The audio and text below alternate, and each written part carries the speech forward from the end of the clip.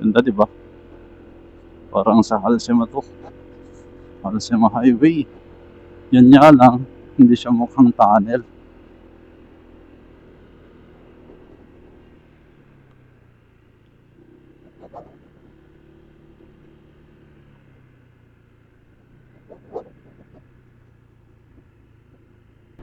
Yun, oh.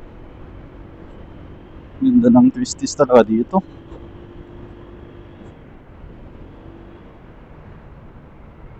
Tanggida mo na yung daanan doon, pero ang layo pala. Parang ang lapit. Oo. Kala mong lapit na doon eh, pero magaganon ka pa pala.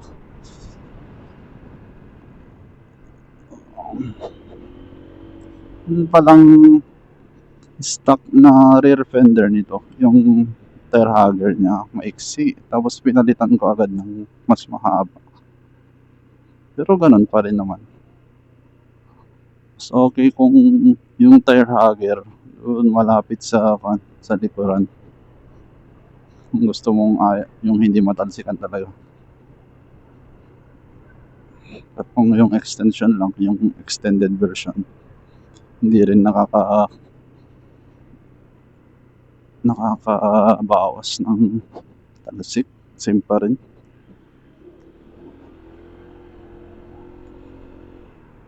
Ito palang motor natin, yung bago pa lang, nilagyan agad natin ng MDL kasi mahina yung ilaw. Puro night trip tayo, sa madaling araw, tapos sa hapon. Siyempre mga 5 p.m. So gabi na. Kapag nasa highway tayo, so need talaga ng mas malakas na ilaw. Kaya yun, pinalagyan ko agad ng MDL.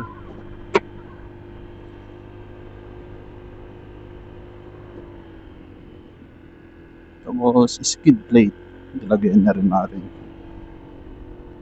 Kasi alam mo naman dito sa ating ruta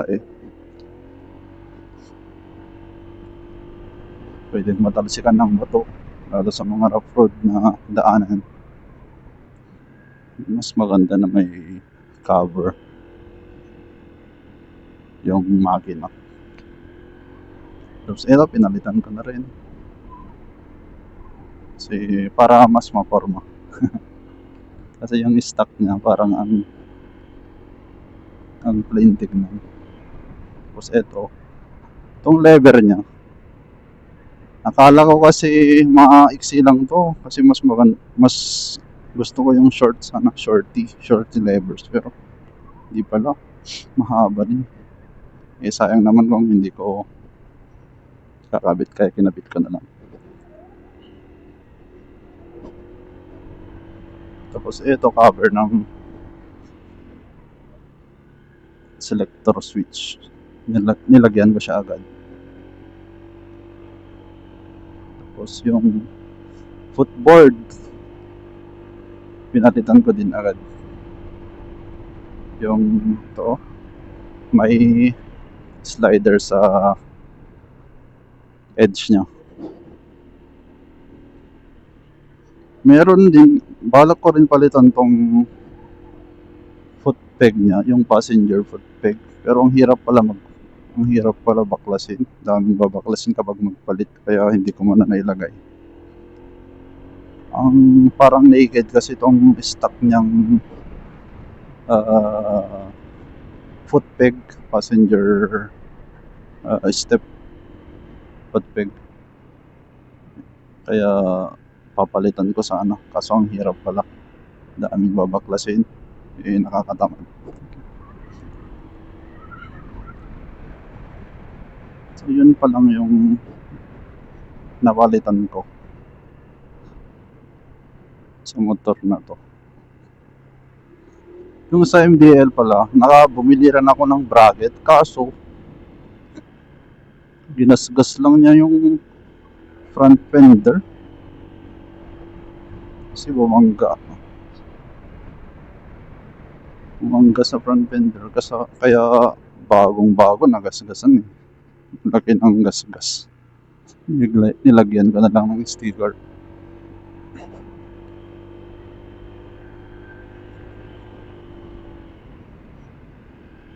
Ito ba pag pinalitan natin?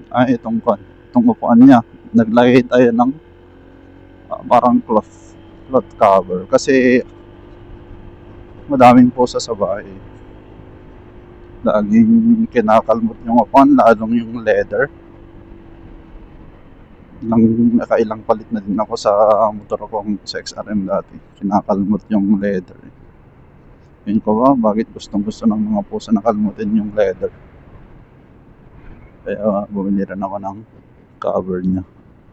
Pero tinatanggal ko kapag umuulan kasi pinapasok ng tubig. Napasok ng tubig yung tela niya sa may garter. So yun yung downside niyang cover na tela.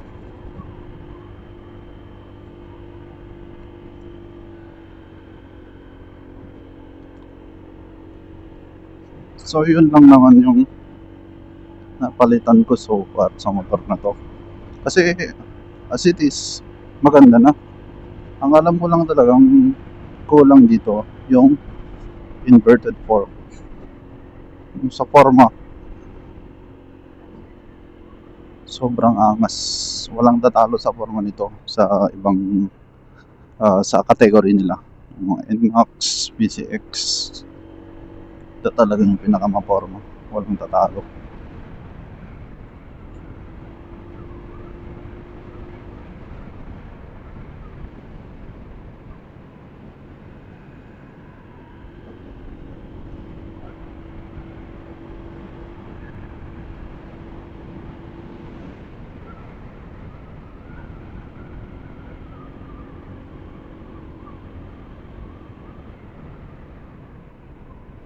Pero balak ko rin maglagay ng top box. Siguro hindi yan, pero baka kasi hindi din naman ng top box para sa kasi kung minsan madami akong karga eh. Madami akong gamit na ibabiyahe. So baka yun yung next na bibilihin ko para sa ADV natin.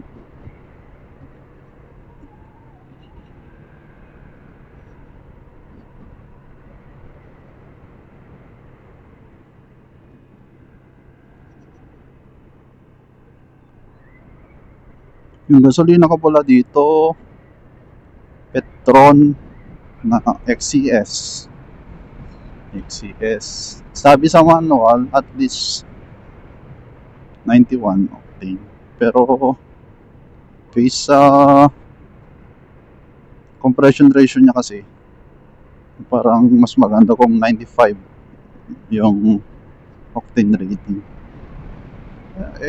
Piso lang naman yung diferensya ng extra at XCS, kaya XCS na lang ako, which is 95 yung octane rating niya. Wala namang masama. Hindi ko alam kung nang epekto kung mag 91 octane ako, yung extra unleaded. Pero piso lang naman yung diferensya. Mag-XCS na ako.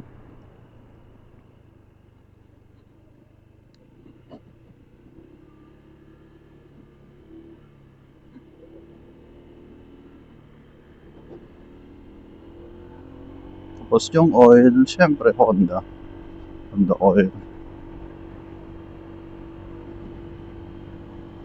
Ganda yung oil ng Honda. Same rin sa kotse namin na Honda City. Honda oil lang din yung ginagamit kong oil. Pero okay naman. Tagal na yun, nasa 5 no, magsi 6 years na ata pala. 7 years. Oo, magsi 7 years na siya. Yun lang, regular change oil. Ano ang naging problema? Malakas pa rin. Fuel economy, goods pa rin. So, maganda talaga yung Honda. Honda na lang yung gagamitin. Honda products. Kasi, doon talaga nakadesign yung oil na yun. Yung additives nun. Yung components nun. It's for Honda engine. So, doon ako sa Honda. Honda oil. Yeah, fully synthetic.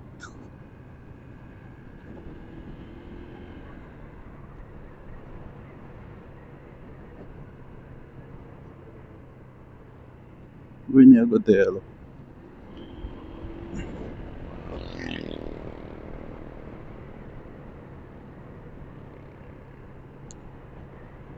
Ano, nakasabayan tayo. Naka-XRM. Tapos may angkas.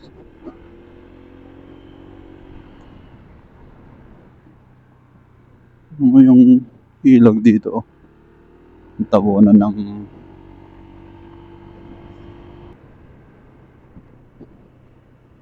wow, tignan mo yung bundok ko. Bolo bundokin.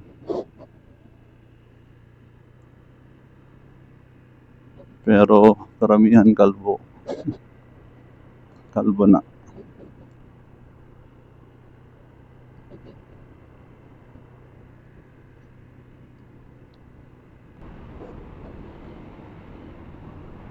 Dito na tayo sa Kabugaw. Kabugaw na dito eh.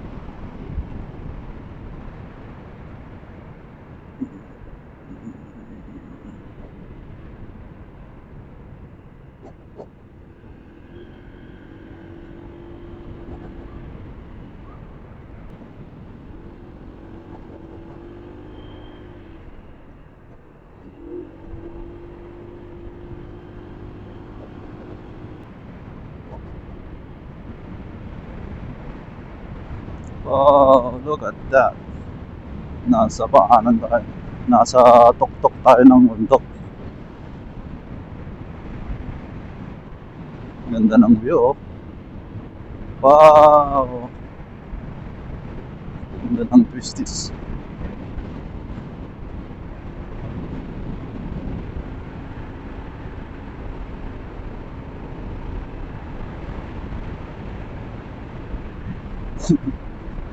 Lakas talaga itong motor natin. Kapag binira mo talagang kaka na.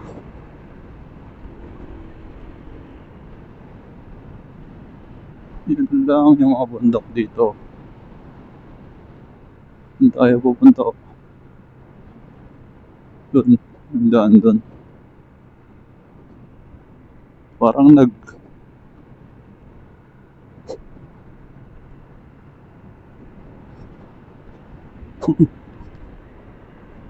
nag-iikot lang tayo.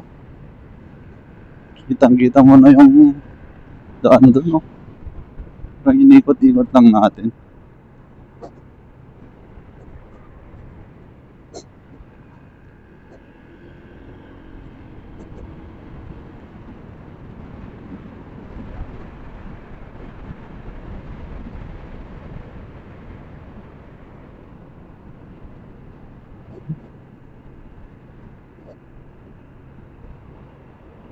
Doon yung daan. Tapos gawa nun. Oo.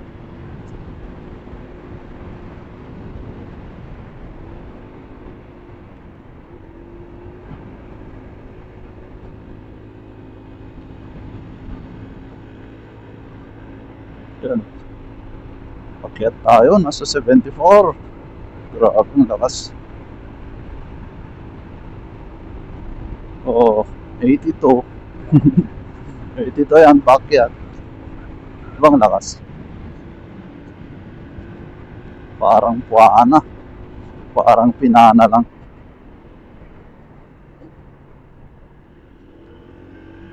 Another twisties. Wow. Ang ganda. Sarap. Sarap ng daan dito. Ngayon ng XRM. Hirap talaga sa akyatan.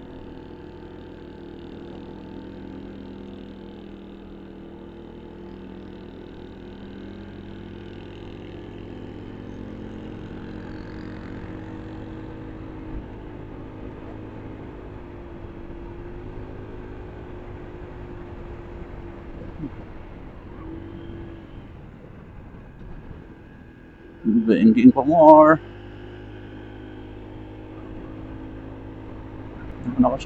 Hindi naman ako masyadong mababanking, yung sakto lang.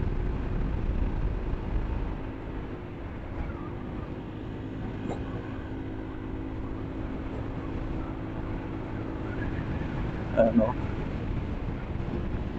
paakyat pa lang tayo.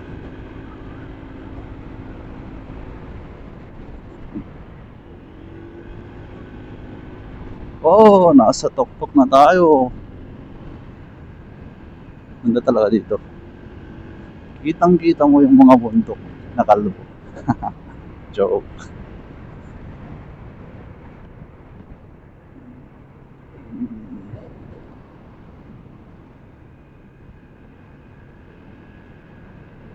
Yun oh, dun tayo galing.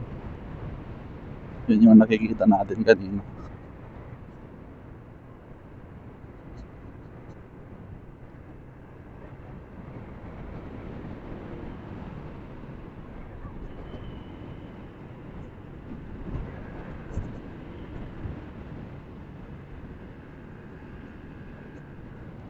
Landslide prone area to. Kaya gawin ng kalsada. Daming soil. Daming buhangin. Hindi naman buhangin, lupa.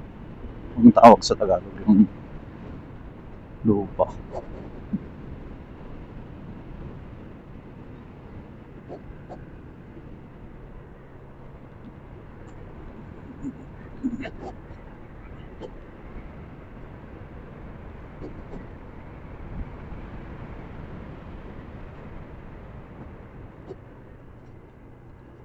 Isa pang na-observe ko mula nang nag-ship ako sa ADB 160 from Lake 125.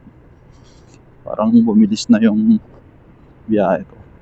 Hindi ko alam. Pero sa highway kasi, syempre limited lang sa 80 to 90 yung Lake 125. Kasi kapag binira ko na to 100, parang pa na siya eh. Umiiyak na yung makina. Kaya nag-stick lang ako sa mga maximum 90 plus kapag nag-overtake na siguro ako 100. Pero dito kasi na-maintain ko na yung 100 kph na crossing sa highway, sa street highway.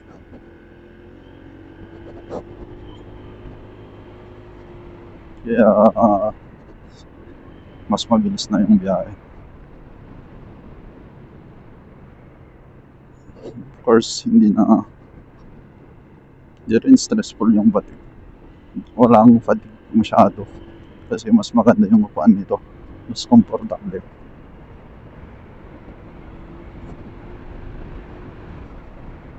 Loading yung suspension sa harap, matagtag kasi yung leeg sa harap, unlike dito na wala, smooth. Wala kang masyadong nararamdaman na shock, yun, bounce or tagtag tawag din. Kaya mas okay, hindi siya nakakapagod masyado, mas relax.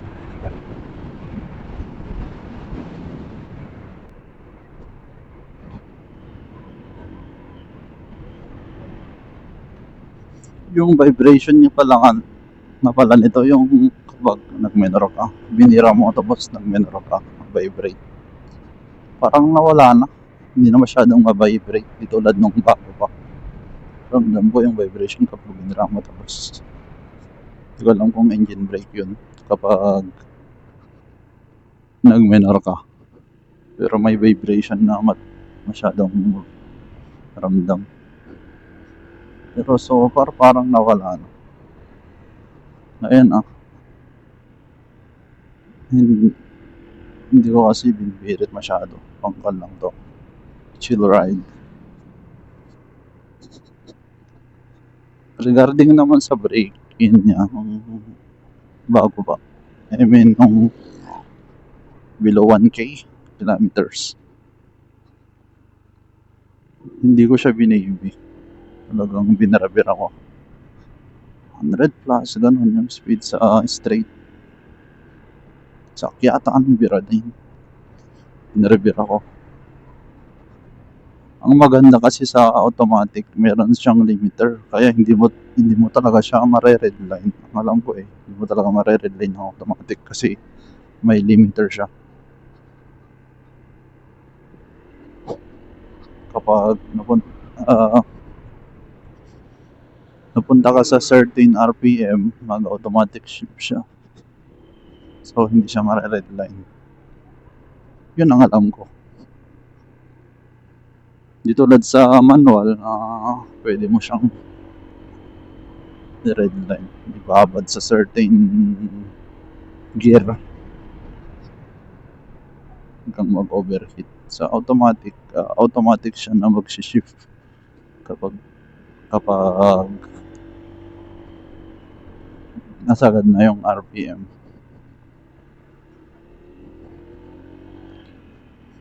Sa break-in talagang walwal ako. Parang normal. O normal riding. Parang hindi ba ako. Ganon ako mag-break-in.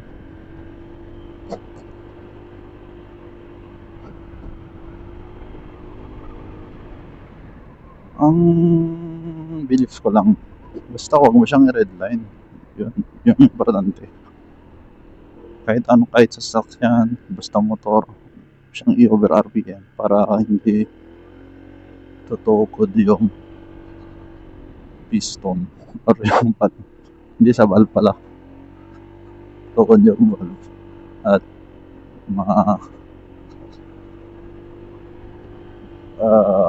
mabebend. Ano ba yun? Yung mabilko sa Ilocano, mabilko. Palam siya yung Tagalog niya. Basta mabebend siya, mabibengkong. Yun ata yung effect ng over RPM. Yung valve na yung masisira. Of course, mag-overheat din. Mag-overheat. Tatamaan yung piston niya.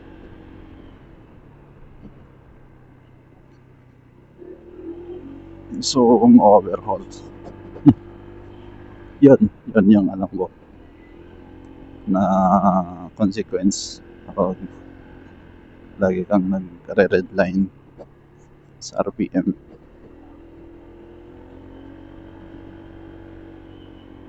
Lalo sa road ako, puro akyat, ganun, akyatan. Hindi katarikan ang bundok. Saan na yung kasama natin?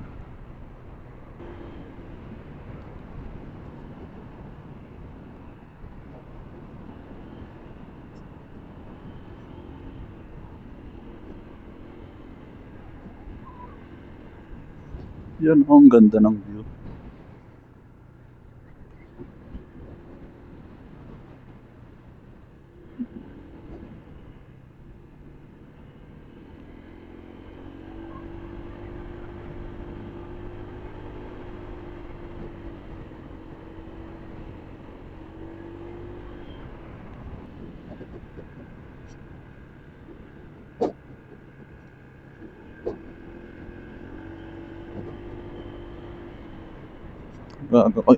Gagawa ata sila ng walis tambo.